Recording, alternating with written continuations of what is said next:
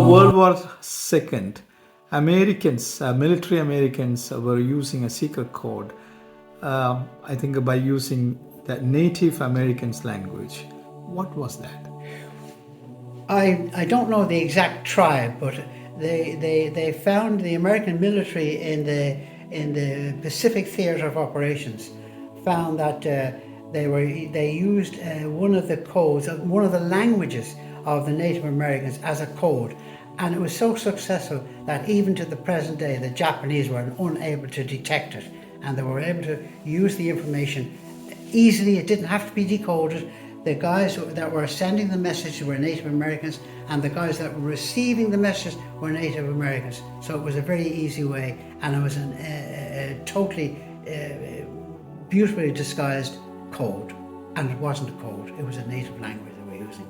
So was it Chinglit or? I don't know, we'll have to look that up. I can't remember. I can't remember the name of the code, but I will get it though. It's I can't remember it. And the other item we spoke of was the bristlecone pine, which is native to to eastern United southwestern United States, and it's approaches almost 5,000 years old, still alive.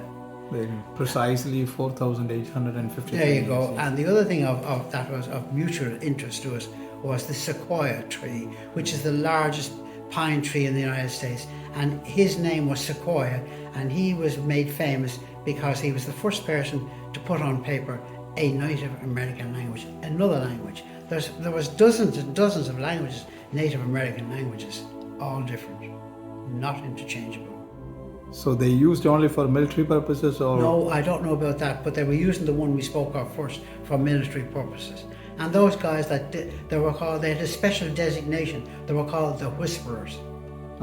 You know, and it was very useful because they didn't have to find words. They just used their own natural language. The guy that they were speaking to, then he spoke to somebody else thousands of miles away, and then he was able to tell them what it was all about.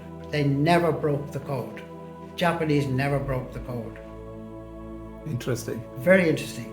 Like the Brits were able to break the Enigma code. Well, that's what they say, but they didn't really break it. The Americans found an Enigma machine on a sunken submarine and gave it to